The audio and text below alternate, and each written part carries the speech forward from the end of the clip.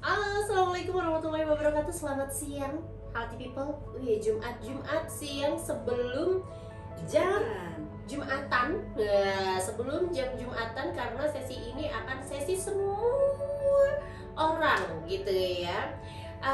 Akan ngebahas mengulik nih, Alna seneng banget lah pokoknya hari Jumat menghadapi weekend. Kita ngebahas hal-hal yang ringan tapi nggak ringan banget. Ringan tapi nggak ringan banget. Ini penting banget buat kita. Terkait apa? Terkait dengan touch up anti UVB, UVA, UVC, lalalala pokoknya. Nah, apakah kita yang mau akan bahas? Tentunya kan di atasku sudah ada judul, betul ya, oke. Itu kita akan ngebahas masalah sunscreen, alias tabir surya. Ya, kenapa perlu tabir surya? Dan kenapa kita bahas? Karena beberapa dari kita kadang ada yang males, apaan? Oh iya, udah pakai tabir surya, males nge-replay karena ribet gitu ya. Habis wudhu, habis apa, mesti bersihin lah itu make up semuanya, touch up lagi dari awal. Nah, tips ini yang akan kita bahas dan juga kita akan obrolin bareng di podcast Sehatinya Rumah Sakit UII. Bareng siapa? Bukan narasumber kaleng-kaleng, karena concern banget di kesehatan kulit dan kelamin. Ya, jangan sampai terpisah. Karena kalau terpisah nggak baik. Ya, kayak Andre Taulani, aduh yang lagi rame ya. Tapi kita nggak akan ngebahas masalah Andre Taulani, tapi kita akan membahas masalah sunscreen dalam kehidupan kita, yaitu seberapa penting sih sunscreen untuk kulit kita. Bareng sama kita panggilkan Dr. Rosmelia MKes SPKK. Halo, assalamualaikum warahmatullahi wabarakatuh. Healthy people, selamat siang semuanya. Waalaikumsalam. Semoga sehat-sehat semua. Amin, harus sehat dan tetap semangat ya. Beda ya kalau kita ngobrol antara si Upik guru kelupa dengan SPKK. Tuh itu ya, kalau live, kalau ketemu Dr. Rosmelia definisi kulit cantik. Cantik orang tua. Jangan. Kita semuanya teenager. Ya, 25 years old. Ya, Tetap youth. Tetap cute, cheerful, powerful gitu ya. Dan senang banget nih kesibukannya, kemudian masih bisa podcast bareng kita. Dok, masalah sunscreen untuk kulit. Sunscreen dan kulit berarti nanti kita akan membahas juga di dalamnya jenis-jenis kulit. Sebetulnya kalau untuk sunscreen, mungkin untuk penggunaan sunscreen sendiri itu tidak tergantung jenis kulit, mau kulitnya berminyak, mau kering, mau jerawatan, itu semua butuh sunscreen. Nah, nanti tinggal mana yang dipakai untuk saya, yang dipakai untuk Noni, mana yang dipakai untuk SD, SMP, siapa SMA gitu ya, paling gitu ya. Tapi untuk sunscreen semua butuh, tidak melihat kulitnya. Ternyata nih yang perlu di highlight adalah sunscreen untuk semua kulit, semua jenis kulit. Dan ternyata sunscreen di sini sudah di-spill sama Dr. Rosmelia. Yang menariknya adalah ternyata lihat gender ya, terlihat usia. Ini menarik nih. Ya, itu mungkin nanti sebelum pada saat kita membahas aplikasi praktisnya saja. Intinya dulu ya. Boleh silakan dokter. Sunscreen itu untuk apa sih? Ya, mungkin saya jelasin dulu. Boleh dari dokter. Boleh. Efek dari sinar mataharinya.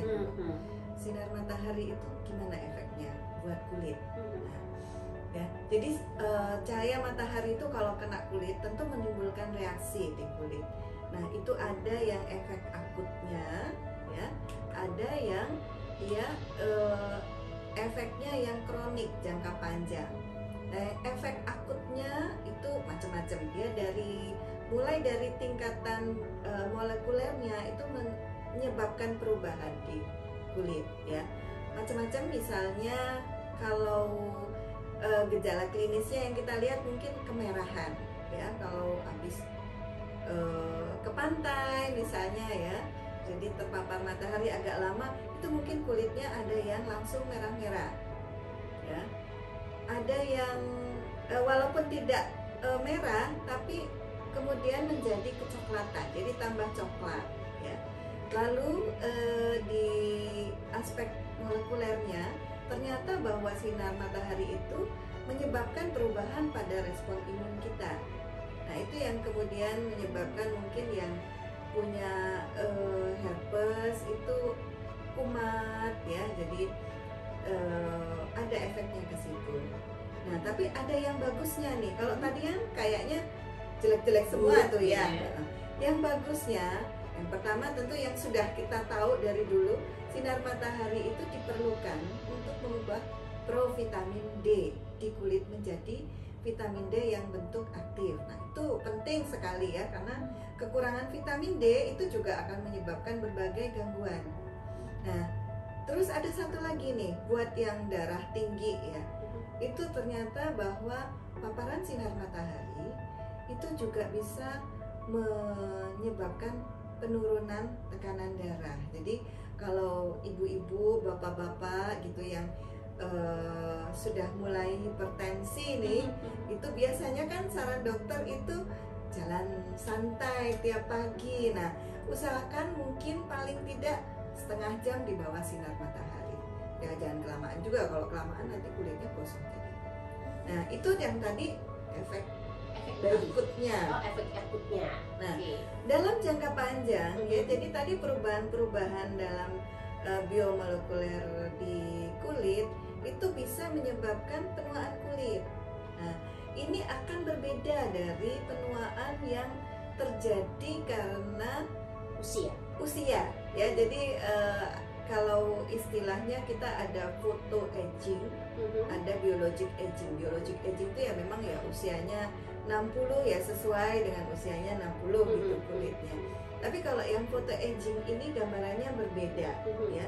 Ada gambaran klinis yang berbeda. Misalnya kalau karena photo aging itu biasanya kerutannya jadi lebih kasar, permukaan kulit juga jadi lebih kasar ya. Beda kalau yang simbah-simbah yang memang sudah sepuh tapi jarang-jarang ke bukan yang pekerjaannya di luar gitu ya, yang memang ibu rumah tangga itu kan lebih bagus ya menuanya tuh, kerutannya lebih halus ya, kulitnya juga permukaannya biasanya nggak yang kasar sekali gitu. Jadi efeknya seperti itu. Nah sekarang tentu antara efek baik dan efek buruknya itu kita nggak pengen ya efek buruknya. Iya pastinya dok. Apalagi yang tadi kronik terkait dengan penuaan kulit sama kanker kulit sama cancer. Nah kita nggak mau. Nah kalau tidak mau berarti kita harus melindungi kulit dari efek yang seperti itu. Nah disitulah salah satu pentingnya menggunakan sunscreen. Oke, kita lanjut lagi dulu. Oh beda. Sunscreen dan sama ya, sunblock ya. Sunscreen dan sunblock. Orang lebih familiarnya sunscreen ya. Orang lebih familiarnya sunscreen. Sebetulnya apa sih bedanya sunscreen dan sunblock? Jadi itu istilahnya itu sebetulnya kalau secara fungsinya kurang lebih sama ya. Artinya dia melindungi sel kulit dari efek ultraviolet ya, dari sinar matahari. Hanya mungkin istilah itu dulu sering digunakan untuk jenis komposisi yang berbeda. Jadi kalau sunscreen itu dia mengandung bahan-bahan yang bekerja dengan menyaring atau membatasi sinar matahari sampai ke kulit. Sementara kalau sunblock itu bekerjanya dengan memantulkan atau memblok ya cahaya matahari. Nah kalau produknya di pasaran macam-macam kan, sebagian besar sih sebetulnya campuran, jadi tidak murni yang blok, tidak murni yang kimiawi yang memfilter itu.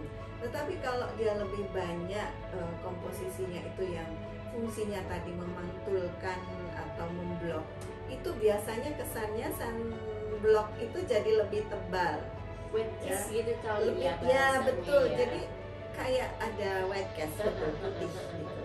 Oh yang suka dipakai sama pegolf atlet-atlet golf, main golf kayak gitu iya. ya. Yang agak antara muka dan tangan beda. Akan berbeda. Itu lebih oke. Itu yang secara fisik bisa kita lihat ya dok, antara sunscreen Iya. dan juga sunblock. Oke. Tapi fungsinya sebetulnya sama ya. Sama aja. ya. Intinya adalah melindungi Oke. sel kulit. Oke, siap-siap nih ya. Jadi people udah paham antara apa yang disebut dengan sunscreen dan kenapa disebut dengan sunblock. Ya, oke, siap. Dan ini dok. Nah, mungkin ini ya. Jadi Nih. oh ya, nah tadi ya. Jadi terkait dengan apakah semua orang harus sih pakai? Harus banget pakai sunscreen atau sunblock. Saya misalnya bekerjanya ya di dalam ruangan gitu ya, jarang-jarang deh keluar gitu, kena matahari itu jarang. Apakah saya juga harus pakai sunscreen? Nah, ada beberapa orang yang memang sebaiknya menggunakan sunscreen ya, karena dia menderita penyakit-penyakit yang bisa diperparah oleh sinar matahari. Jadi keluar sedikit saja mungkin sudah jadi lebih parah begitu. Nah, mungkin di antara penyakit-penyakit itu yang kita kenal memang sangat berhubungan dengan sinar matahari, yaitu penyakit lupus. Lupus erythematosus itu adalah penyakit autoimun yang dia akan diperparah oleh sinar matahari. Nah, selain itu juga ada penyakit-penyakit yang lain ya, misalnya rosacea. Rosacea itu pipinya kemerahan. Oh. Tapi bukan karena blush on. Bukan karena autoimun juga. Bukan karena autoimun juga. Jadi itu proses inflamasi memang. Jadi dia ada yang paling ringan, mungkin cuma merah saja, ya mudah merah, yang mungkin kena matahari sedikit mukanya udah kayak udah ngerebus gitu. Iya. Tapi kalau yang bentuk yang lebih beratnya itu biasanya juga ada benjolan-benjolan di kulit wajah, itu bentuk yang lebih beratnya. Kalau yang ringan mungkin cuma itu aja jadi gampang merah ya. Kita bisa melihat garis-garis pembuluh darah halus di wajah gitu, itu mungkin. Itu juga kena matahari langsung gitu tadi. Jadi apakah rosacea ini juga ada beberapa skincare dari klinik kecantikan yang suka menggunakan, entah itu komposisinya apa, yang bisa mengakibatkan merah. Kadang kan merahnya tuh merah yang ngeblok dok, kayak di pipi, kemudian di jidat. Apakah itu juga disebut dengan rosacea itu dok? Nah, itu kita lihat dulu ya, karena merah di kulit wajah itu bisa jadi terutama kalau pada pemakaian awal mungkin iritasi. Ini baru coba-coba nih, iritasi ya, iritasi juga bisa merah ya kulitnya, biasanya di samping perih juga merah. Nah, jadi kalau yang rosacea itu memang bisa sebagai efek dari pemakaian kosmetik ya, terutama kosmetik yang dia mengandung bahan aktif misalnya kortikosteroid. Nah, itu pemakaian jangka panjang kosmetik yang seperti itu yang harusnya bahan obat ya, jadi tidak dicampurkan dan digunakan sembarangan gitu di dalam kosmetik untuk perawatan sehari-hari ya. Itu juga bisa menimbulkan efek rosacea ya, kita sebut itu steroid, rosacea steroid ya, karena steroid gitu. Nah itu ya, tetapi tadi ya, jadi kalau merah-merah ya harus dilihat dulu ya, karena apa merahnya gitu. Nah kemudian juga yang sering juga diperparah oleh sinar matahari itu acne ya, jadi jerawat ya, betul, jerawat. Jadi sinar matahari itu bisa mengubah bahan yang normalnya memang ada di permukaan kulit kita ya, sehingga menjadi bersifat komedogenik acnegenik, sehingga jadi lebih merah, lebih mudah merah-merahnya itu jadi bisa lebih banyak gitu loh kalau yang bahkan seperti itu. Begitu mungkin. Dermatitis atopik itu kayak apa tuh kalau yang dewasa? Itu kalau atopik itu kan sudah ada pada anak, ada dewasa ya. itu yang mungkin kalau secara orang awam itu disebut eksim. Atau bahasa Jermannya besisi dok, yang putih-putih kayak panu itu, yang ada di pipi. Buras gitu. Iya. Buras itu memang bisa pada anak-anak itu juga bisa diperparah juga oleh paparan sinar matahari. Ya, itu memang pada anak bisa. Pada dewasa apakah memungkinkan terjadi dok? Pada dewasa bentuknya biasanya berbeda, bukan yang bentuk buras gitu ya, tapi mungkin lebih ke gatal-gatal dengan kulit yang menebal seperti itu. Jahat ya ternyata matahari ini ya. Enggak lah ya. Oh iya. Allah itu tidak menjadikan sesuatu itu tidak ada gunanya, pasti ada gunanya. Pasti ada gunanya, ya, ada gunanya dan ada baiknya ada gitu. Baiknya pasti. Tapi ya, jadi, perlu kita ini ya, perlu kita waspadai. Ini pasti healthy people udah ya gitu. Itu punyaku. Aku punya aku punya satu. Ini kita tidak ada sponsor dari nggak ada sponsor ya. Foto-foto itu ya. Saya hanya menampilkan contoh ya. Iya, baik. Ini semua gender ada ya di sini ya. Dan ini bisa didapat dimanapun. Ya. Kita akan membahas nih masalah SPF dan PA, apa bedanya gitu ya, atau kenapa tulisan di sunscreen itu ada SPF dan PA. Ini kayaknya sempet rame ya di 2023 soal masalah SPF dok.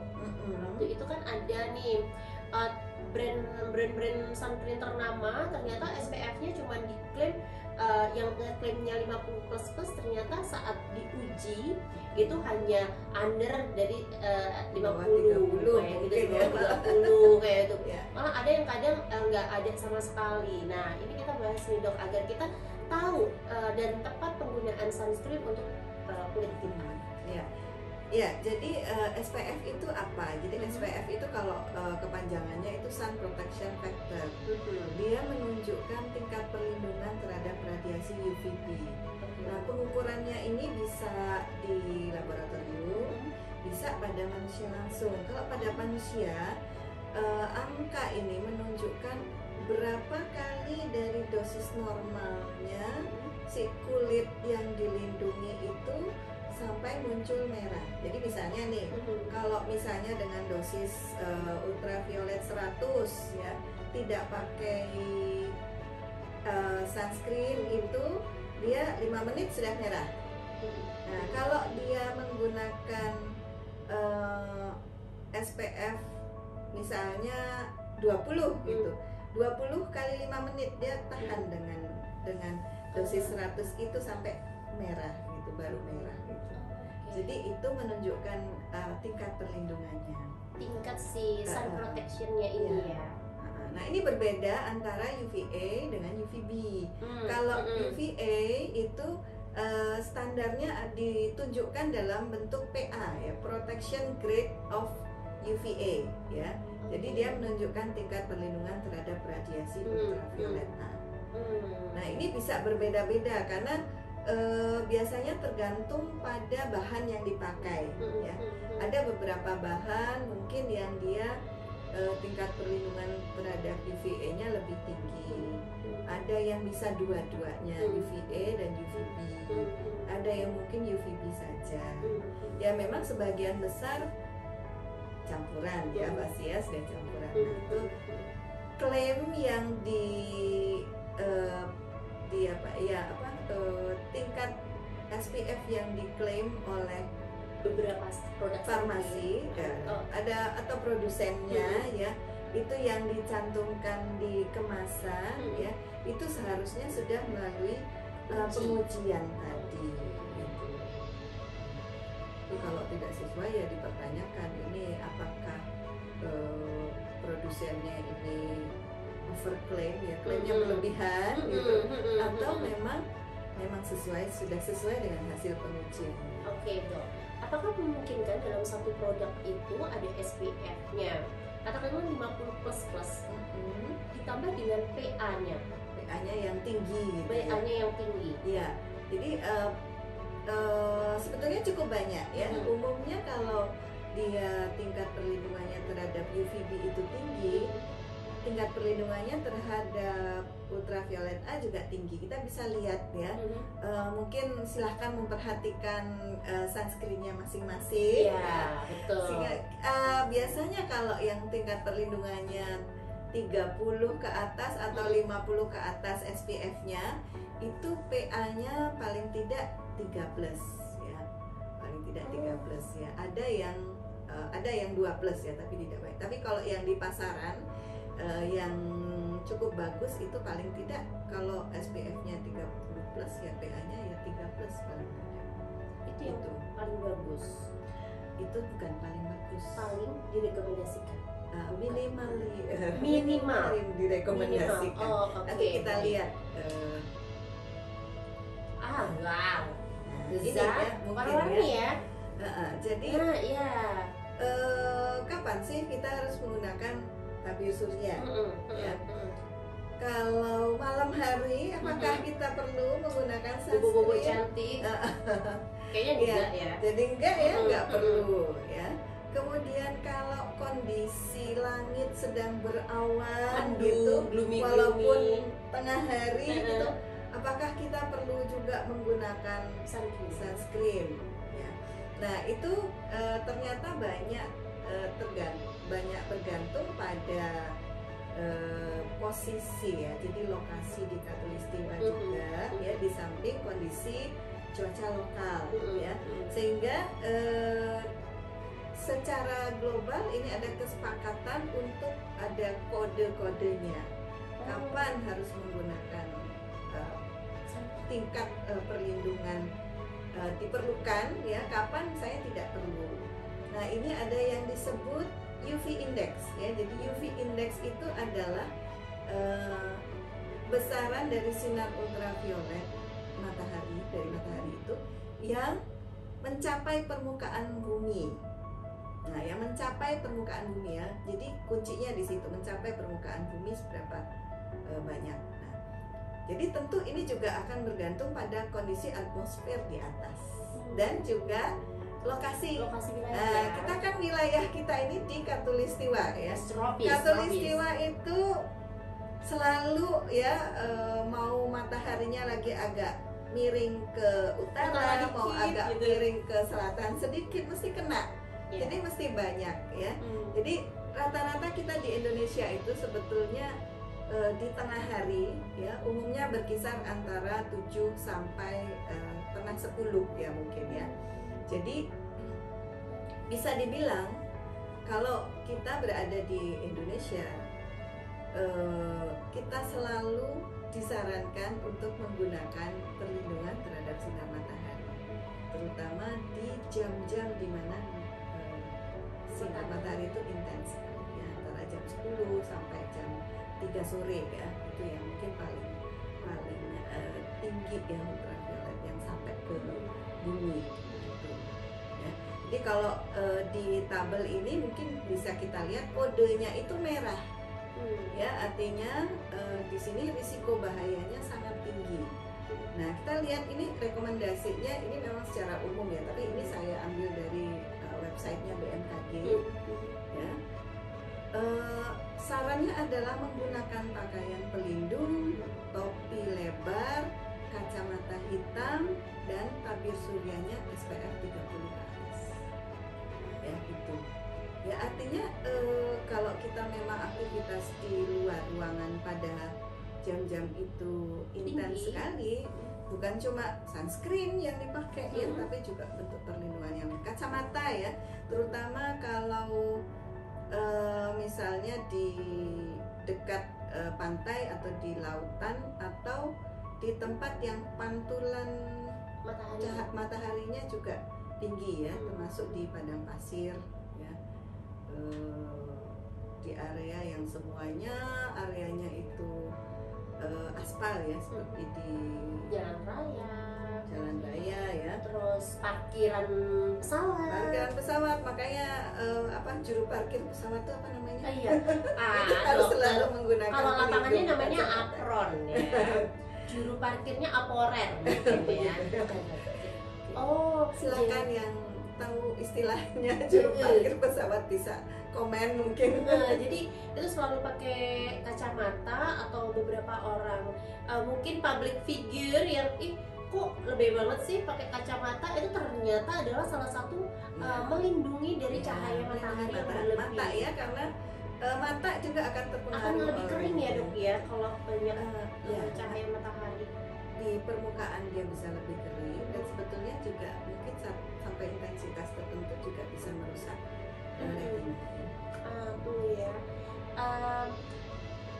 Oh, pantesan nih kacamata kalian coba deh, udah ada ininya belum, pelindungannya juga belum. Itu juga menjadi salah satu perhatian kecil untuk mengantisipasi sinar matahari berlebih gitu ya. Jaket, sumbu nggak usah pakai jaket deh, pakai masker ya.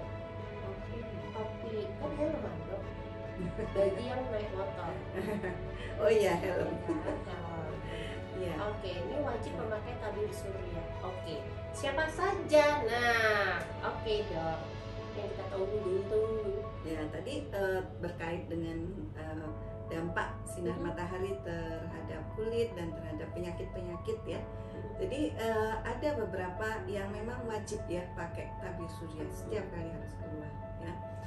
Yang wajib pakai itu, yang lain apakah tidak wajib pakai? Tergantung ya. Sunnah. Pengen kelihatan cepat tua? Oh iya, itu pertimbangan. Kenapa harus beli? Iya.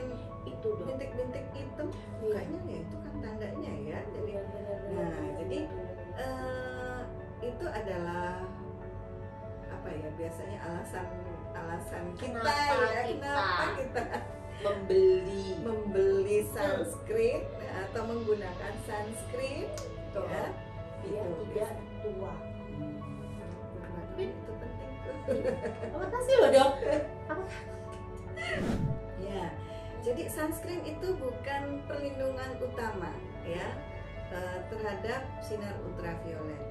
Jadi artinya kalaupun misalnya kita tidak suka pakai ya, kan ada orang yang nggak suka ya pakai ya, ribet banget sih mau ke warung aja sebentar harus pakai sunscreen dulu gitu. Ayo dia pakai payung aja ya. Mungkin kalau sekarang itu kan ada, mungkin bisa dilihat ya kalau di beberapa toko itu pakaian luar itu yang dia mempunyai juga perlindungan terhadap sinar ultraviolet.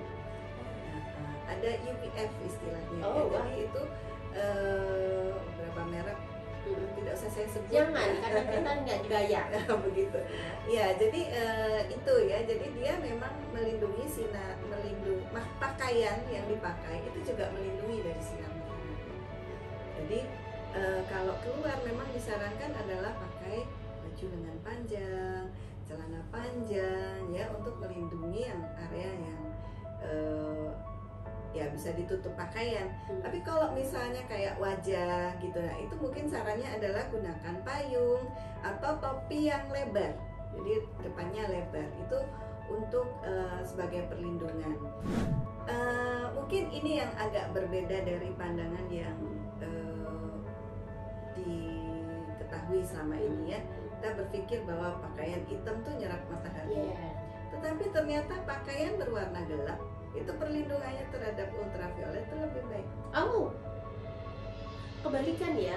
Ada yang mitos-mitos yang bahwa jangan deh pakai warna gelap, terutama misal contoh hitam. Ada yang suka hitam banget, wah itu kamu nanti menyerap sinar matahari itu banyak gitu. Dia memang akan terasa lebih panas hangat ya, betul. Karena tapi yang sampai ke permukaan kulit saja itu lebih sedikit. Nah, ada hal lain juga terkait, jadi saya ingat tuh, terkait kain ya. Jadi kain yang lebih rapat benangnya, jadi itu juga biasanya lebih bagus perlindungannya terhadap sinar ultraviolet. Banyak ternyata ya, ngomongin sunscreen aja ternyata udah bisa melebar luas kemana, dan ternyata ngapain kita harus penting pakai sunscreen ya memang dampak-dampak yang ditimbulkan dari matahari yang ada baiknya, tapi jika over gitu ya, kita nggak memproteksi, ternyata ya sampai dengan penuaan, kemudian juga sampai dengan kanker kulit. Untuk kulit orang yang kering ya, pemakaian tabir surya dalam bentuk gel itu mungkin akan lebih mengeringkan kulitnya.